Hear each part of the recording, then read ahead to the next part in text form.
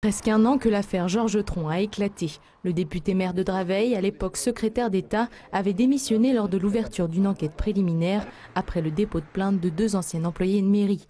Mis en examen le 22 juin dernier pour viol et agression sexuelle en réunion, il ne cesse de nier les faits.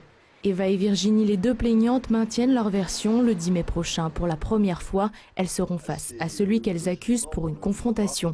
Georges Tron appuie sa défense sur des expertises psychiatriques en sa faveur, décrit comme un homme normal, alors que ses accusatrices souffriraient de plusieurs symptômes. Les 2 personnes qui m'accusent ont menti aux juges, à leurs proches, aux médias, et c'est dans le dossier. Je suis fier, enfin, de pouvoir me retrouver en face d'elles, pour pouvoir terminer de faire éclater la vérité. Dans cette interview exclusive donnée à RTL hier, Georges Tron a parlé d'une affaire montée de toutes pièces par une poignée de gens médiocres animés par des intérêts financiers personnels et par de la haine politique. Tous ces gens pensaient être protégés parce qu'ils utilisaient la crédulité de ces 2 pseudo-victimes.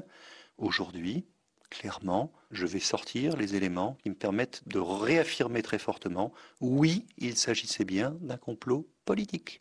Depuis sa mise en examen, Georges Tron a continué d'assumer ses fonctions de député-maire. Aujourd'hui, il bénéficie toujours du soutien de son parti, l'UMP, et est investi dans la 9e circonscription pour les législatives de juin prochain.